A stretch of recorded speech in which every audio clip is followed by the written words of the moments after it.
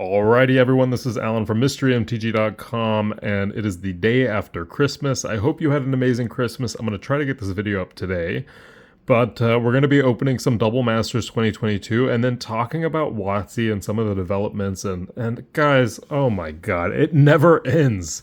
It literally just never ends with that. There's always some sort of controversy, and as a store owner, it's so tiring. It's continuous.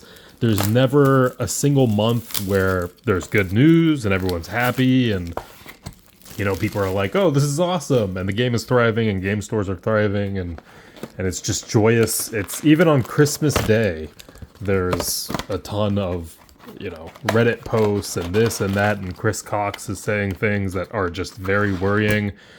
And I want to touch on some of the stuff I read. So number one, it seems like WotC employees are feeling the effect of, you know, turning customers into cash cows, or they're perceiving that WotC is turning customers into cash cows and forcing WotC employees to milk their customers. And they have to still hold their chin up and say, we still love our company and we love our product and we love our customers. But I think they even know themselves that, you know, it's hurting the player base. And that's something that was talked about in this expose by a former employee who was laid off. And can you believe that they're laying people off a couple days before Christmas? Are you kidding me? What the heck is that, man? That's insane to me. That's so rude. That's just, I cannot understand how a company, like, I have employees and I would never, not in a million years, lay someone off on Christmas unless they did something illegal or they did something that violated their contract, or they were just, you know, Texas is a fire at will state. Seattle is not a fire at will state. I don't believe it is, but you know, so there has to be a good reason. And I might still just wait until after the holidays if they have a family, or and that's the thing about these corporations, that they just do not care. And I hate to say it, but Chris Cox, man, so deaf to the how do I put it? As a game store owner, we are at the forefront of our customers' anger at WotC. And the anger, unfortunately, gets passed on to us. Chaos Warp, not a bad hit. Gets passed on to us because we are a representative of WotC. We're a WPN. We are the place that people come to play at. And as a WPN, you are a Wizards Play Network store, so you represent the brand, and when people get angry, it affects you directly. Look, I'm going to be honest with you. The game stores get affected 1,000 times more than anyone else, okay? Because we rely on the resale margin of products. The distributor has already made their money, right? The game company definitely has already made their money. The distributors have already purchased it from them. And, you know, we're kind of just left holding the bag when something like this happens. And it's continuous. It's continuous. It's very tiring. It's very tiring to deal with. We're not hitting great here, but a couple of good hits in the uncommons. So, you know, where do we go from here? It's just the same old story. You know, what am I supposed to say? We've made this video 15 times where WotC does something, they say something, they do something that embarrasses themselves, it embarrasses, and it's not just WotC, it's Hasbro. It is Hasbro. WotC is awesome. WotC employees have always been amazing. They've been diligent, they're hardworking. You can tell even by this interview that they don't agree with what's happening at the corporate level, and in fact, they probably hold quite a bit of resentment themselves. But you know, they can't show that, and it's just a continuous thing. We've made so many videos and continue to have to deal with this. It's tiring, guys. It's tiring. You look at my last video, and I said that, you know, I've been weathered down. A lot of store owners have been weathered down. The only successful people are doing various things to keep their business open, and it's not just a game store anymore. Back in the day, you could just run a game store and live off of that. Nowadays, you can't do that anymore. Bloom Tender, not a bad hit in the extended art. I don't think that's much money, but it is still widely played. And Azuri, of course, a fun commander card. We'll keep track of the mythics, actually. We will keep track of the mythics. We'll just see how many we get. But yeah, it's just very tiring. And if this was a year ago or a year and a half ago, I would be on this passionate plea of, we can't let this happen. How did this happen to WotC after record profits and record revenue, and they're chipping away at the people who have done this amazing job? This doesn't make sense. We got to go after them. We got to do something. Look, it's what are we supposed to do? What is anyone supposed to do? There's no winning. There's no winning. And if an individual or an entity or multiple individuals or whatever are, have their mindset on a certain way of running their business, and that mindset may kill the business, it is not our position. It's not within our power to attempt to save them from themselves.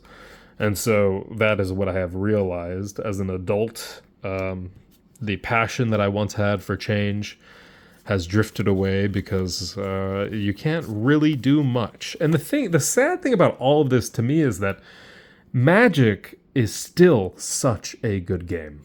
It's such a good game. Nothing comes close. Nothing will ever come close. I still enjoy the game. I still have fun playing the game. Other people enjoy playing the game. They still have fun playing the game. That has not changed. The fun of this has not changed. What has changed is how it's given to us. It's how many packs you're getting. It's them intentionally doing things in a certain way to stop you from getting all the value that they could have given you because they're acknowledging secondary market prices and they have an entire economy. I'm not going to get into the rumors, but it's I don't know. What do you do? I was in New York and I thought about opening a new game store at a different location to try to take advantage of foot traffic. Sensei's Divining Top, you sexy bastard. This has been such an awful box, but seeing this card makes it all worth it. Sensei's Divining Top is still an amazing card, and I think it's still like 20 or 30 bucks. Not bad at all. And Jonah, I'm not going to say he's an amazing card, but after DMU, it definitely sees more play in the 5 color. And not a bad card. $4 or $5, I'm assuming. Could be more. It's just a rare, though. God, I love Double Masters 2022, but as you can tell by the earlier packs in the box, you can really not do very well with this box. It's not always good. So yeah, I read the entire thing from the former WotC employee, and I was very disappointed by the end of it, and of course the timing of this, and some of the people they let go. You let go of the person who did the Universes Beyond, and I guess it's because they no longer needed her, because they have everything set up now, and they don't need the person who came up with the idea. But talk about lack of respect, man. How do you go about the person who's led to some of the best returns for the business getting let go in that manner?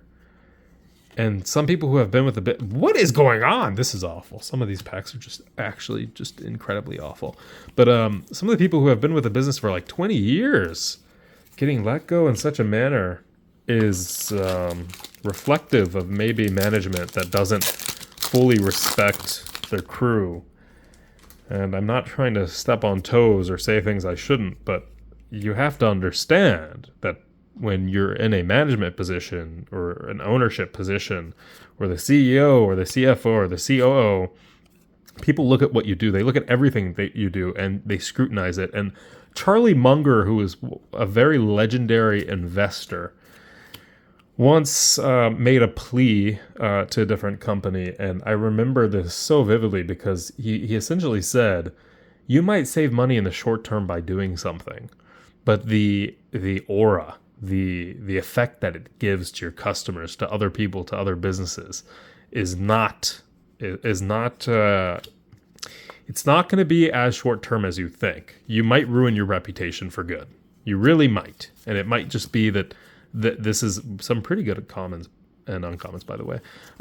This might be something that hurts your business in the long term and hurts your reputation and hurts your ability to maintain any sort of integrity. And Activision Blizzard did this, of course, and WotC is going down the same path. And it just seems to me that you look at these executives that are taking home crazy amounts of money, and they've really just, I think, are attempting to cash. It seems like they're attempting to cash out. That's what looks like is happening to me.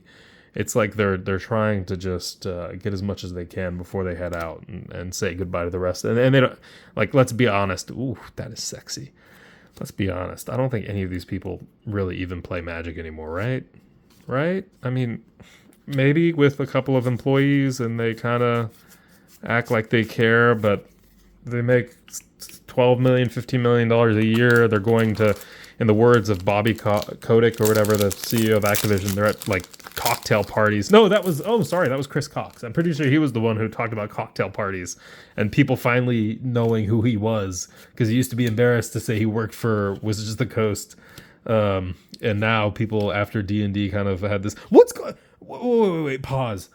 This is awful. This box. I think the only good hit has been Sensei's Divining Top. Jesus. Hello? Come on. Just because I'm talking about other shit doesn't mean you can just give me trash bulk rares here. Come on. Let's go a little crazy here, right? But anyway, yeah, he mentioned going to cocktail parties or blah. I'm like, dude, you're so... Oh, man. Talk about tone deaf. Jesus. What is going on? Okay, I'm sorry. Yeah, I'm sorry. It seems like talking smack about WotC is hurting my pulls. Yeah, Throwing Stone's not bad. It's actually a pretty good card. Pretty strong card, but yeah, not going to help us here, unfortunately. All right, come on. Can we get a little help here? Somewhere? Something? But how do you feel? I wonder. Write it in the comments below. How are you feeling about some of the stuff you read, some of the stuff you've heard? I don't think you should stop playing Magic. Like, let's get this clear here. Summer Bloom foil, not bad. Let's get something clear here. Magic is a great game. It will forever be a great game. It makes your life better. It makes your brain better. It's better for you. It's better for you to come play Magic than to go to a bar and drink and find social stuff there. Yes, you might not agree with everything that WotC is doing, but just don't buy newer singles from newer products. You can boycott the game without quitting the game. Like, that's the thing. You don't...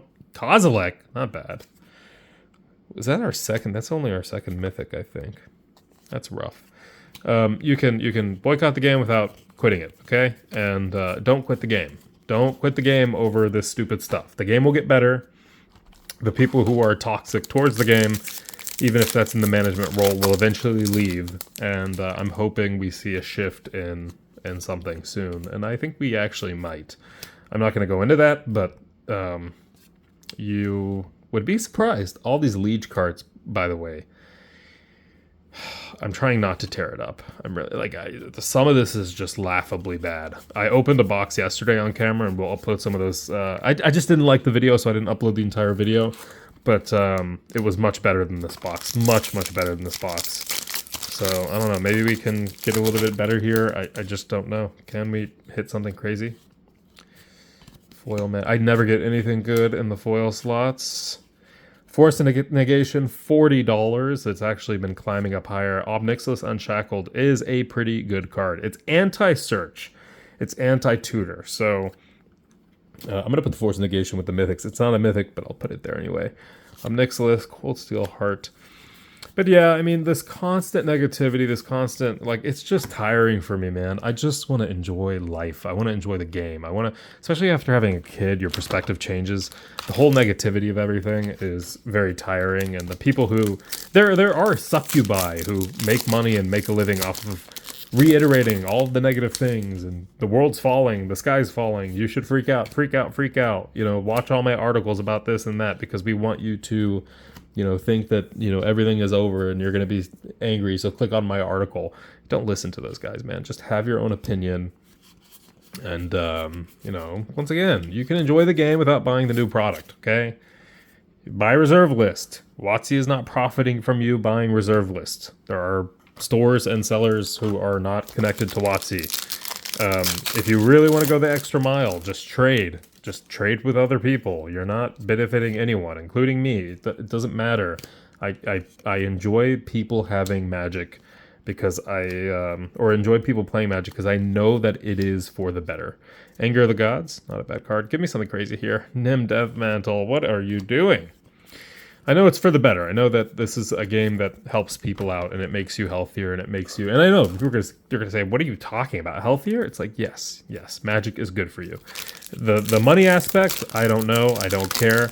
The play with other people, enjoying your day, having a game to keep your brain up to par is very, very good for you. And I highly suggest that you continue to play. And holy crap, this is a bad box. We'll open another box after this, but Jesus. This might be one of the worst boxes I've opened in a long time of Double Masters 2022. We have a couple packs left, so it could get better, but I am really not looking at much value here. I think we have like maybe $70 of value in a $200 box. Hello? Help me out here a little bit, maybe? Let's see, let's just focus on the packs for a second. Put all of our attention on this. Let's go, let's go. Give me something crazy. Alan from MysteryMTG.com. Bada bing, bada boom. Damnation, we'll take it. Weirdly, a lot of these hits seem very similar to the box yesterday. Yeah, I guess the pool isn't that small, but Damnation, not bad. And a Balefire. I'm going to tear this car. Don't tear it up, Alan. Don't tear it. Someone needs it out there. All right. I'm going to leave it. I'll leave it up. I'll leave it up. Okay. Okay. I won't tear it up. I promise. I promise. Christmas time, man. Think happy thoughts. Think happy thoughts. What's the most expensive card? Mana Vault? Is Mana Vault the most expensive? All right, give me a Mana Vault. One Mana Vault. Let's go. Let's go, let's go, let's go. That's not a Mana Vault, you son of a gun. Mana Vault? She's trolling me at this point. Stop it. Give me something good. Give me something good. Alright. We are getting towards the end of the road here, and yeah, I don't think this was necessarily a good box.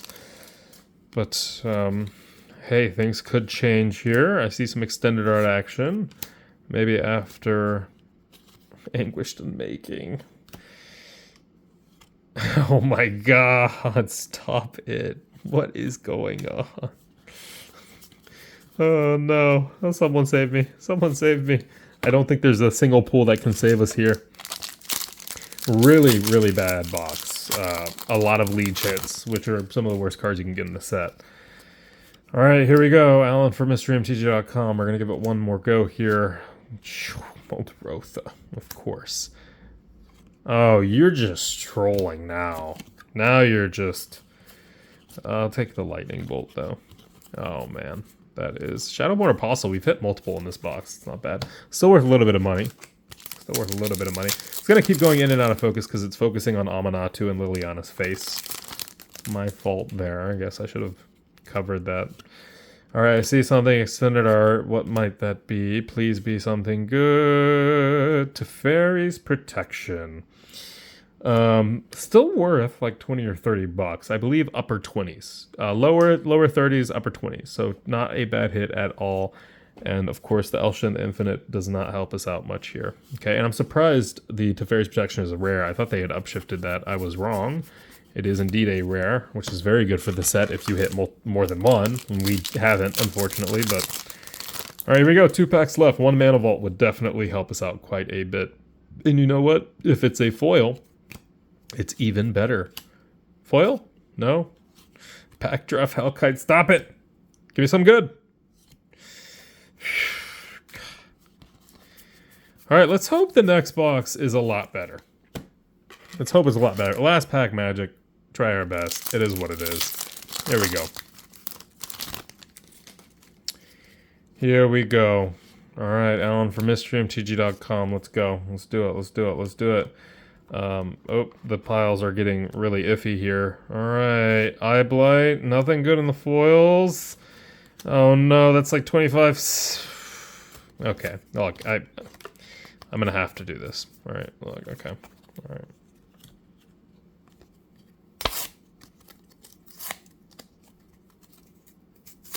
That's what I think about you lieges. Alright, we go to box 2. Tune in to the channel tomorrow to see that box. It's rough stuff, guys. Rough stuff. Alan from MysteryMTG.com. Go out and get a box of Double Masters 2022. I've opened one of the worst ones for you, so don't worry about what you're going to get. Alright, I'll see you next time. Bye-bye.